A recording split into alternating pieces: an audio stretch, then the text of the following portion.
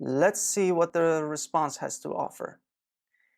The milling chart. The what?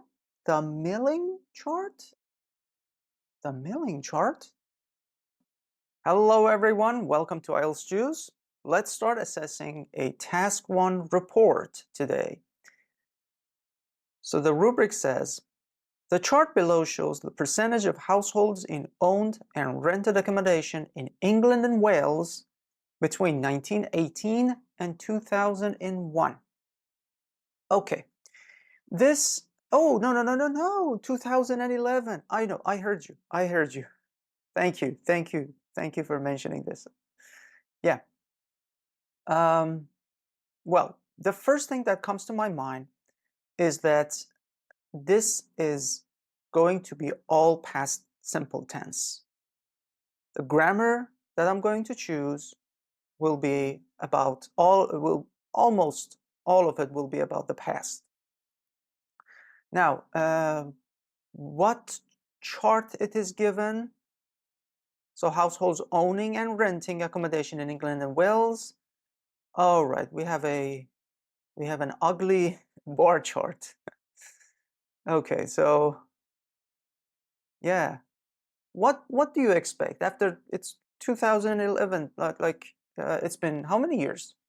Probably more than 13 years. There's almost a century apart. So the chart is already dated. So on the vertical axis, we have the percentage of households. And on the horizontal axis or line, I have 1918. I have all the years. And I have 1, 2, 3, 4, 5, 6, 7, 8, 9. One beautiful thing, guys, about bar charts is that unlike line charts where you have even data between the years, bar chart gets all the data into one point for you.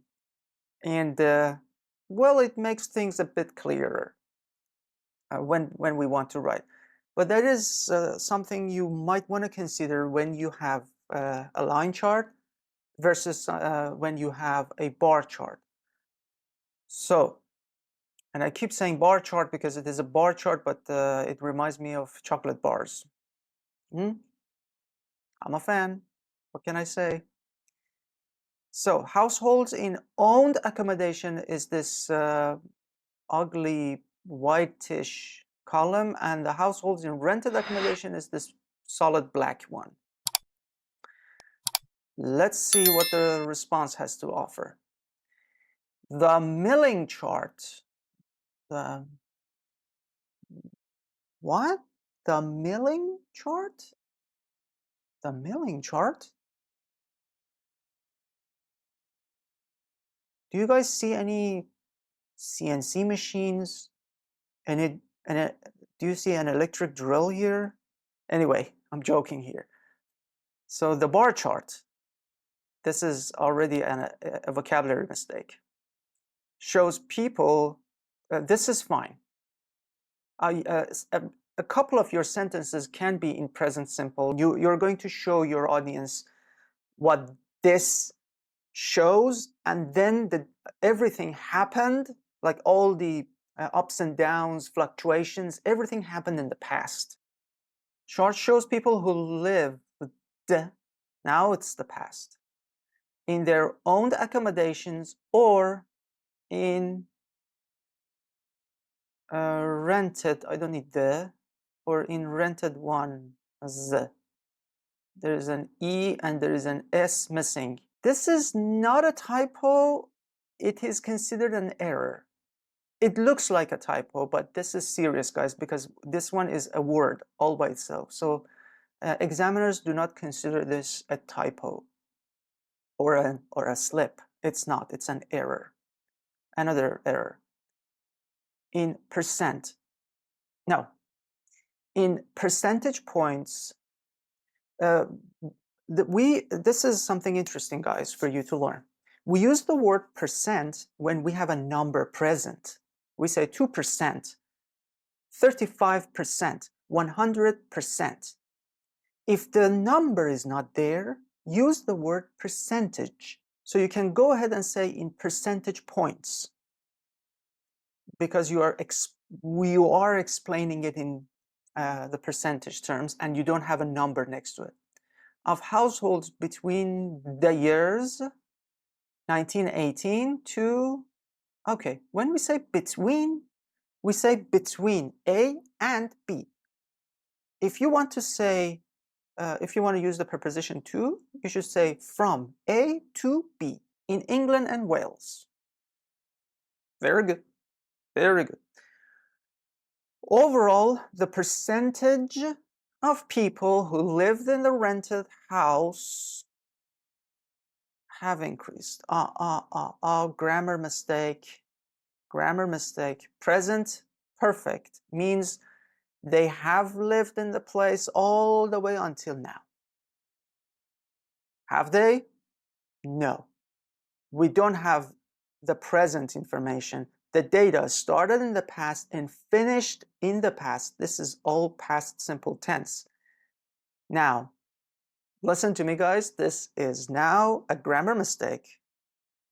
And the grammar mistake makes a factual mistake. Now, we have present perfect. We have only, we chose a bad structure, and because of it, we're losing 2 points. Now, in the grammar column, we have 6. In the task achievement part, we also have 6. These two little words, or let's just say this one decision made 2 columns stay at 6. It's extremely brutal, but that's the way IELTS assesses your letters, reports, or essays. In this period, okay. And consequently, I need another comma here, the percentage of people who bought, not the house, bought houses also increased, because this is a spoken structure, not a very good one for a polite, formal report.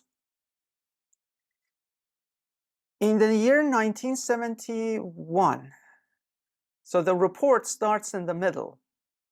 Why? Let's find out. The percentage of people who had their own house and, I don't need this who, and rented a house was the same. Okay, yes. In that particular year, the percentage for both groups were the same. And it was 50-50%. Again, that's a spoken term. If you say they were the same, a formal way would be they both had the same 50% share of household, not before this year. No, of household. Then there should be a full stop here. I don't see a full stop there. Before this year and the first year, that's extra information. You could say in the first year of this period, or of the period, then you put comma here and you get rid of this part. More than 75% of population lived, correct grammar, in the rented house. Let's see, the first year, more than 70%, more than 75%, yes, rented house, yes, that's correct. On the other side, less than 25% of households had their own house. This is correct information. I have a paragraphing issue, guys, but which means the essay doesn't exceed 7 in coherence and cohesion, and that is why we talked about the middle and then we started from the beginning. What's the organization here? Why didn't we start reporting from one side to the other? or maybe from the end to the beginning. I don't care from where you would actually like to start your report. That is fine, but I need to see the organization. You need to tell me, okay, let me tell you first this important point, and then from there I'm going to talk to you about, for instance, this category, or from the first half of this.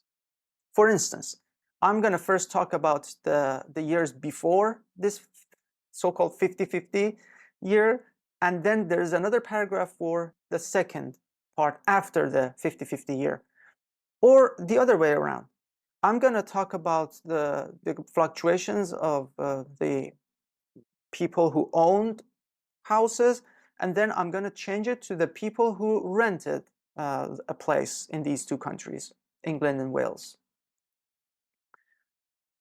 The rented house people, that's very weird.